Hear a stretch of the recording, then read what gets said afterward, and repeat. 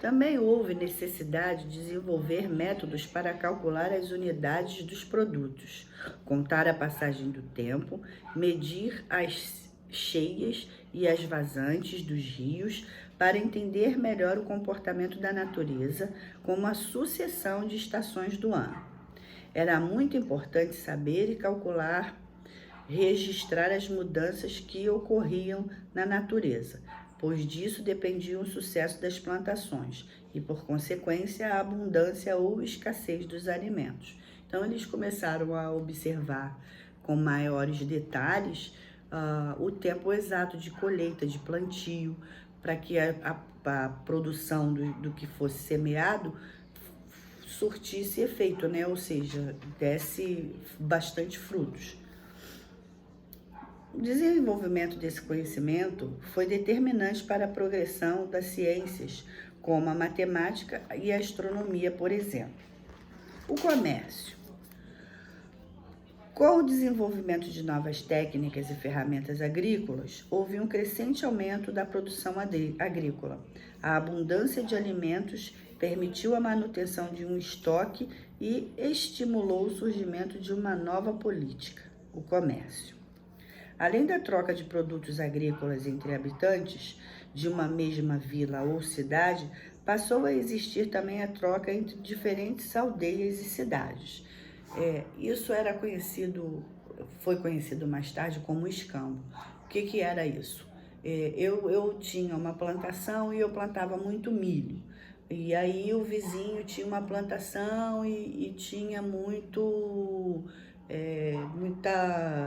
laranja. E aí nós trocávamos. Eu dava da minha produção para ele, o que ele necessitasse, e ele me dava o que eu necessitava do que ele plantasse, ok?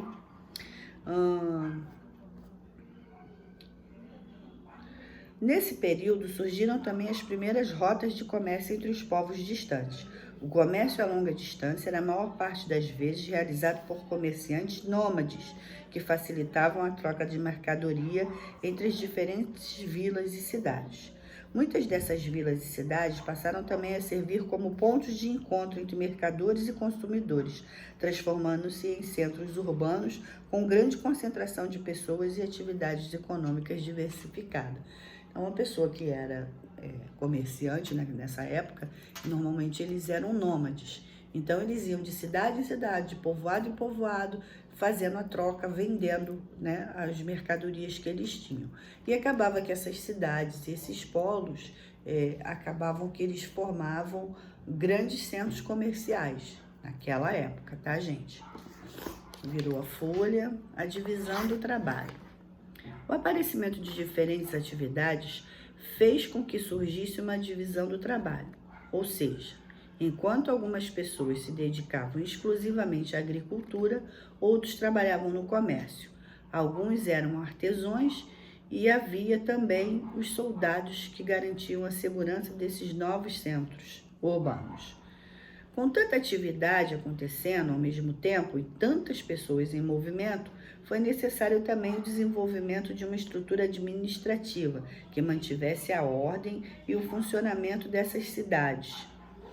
Tornou-se, então, costume entre essas novas sociedades que o chefe da família mais fluente passasse a exercer as funções de líder político do lugar onde morava. Beleza? Então, gente, façam a atividade da página 277 até a página 278, até a atividade 8, tá bom? Porque a pecuária, outra matéria que nós daremos na outra semana, ok? Então, um tempinho para vocês fazerem e em seguida a gente responder.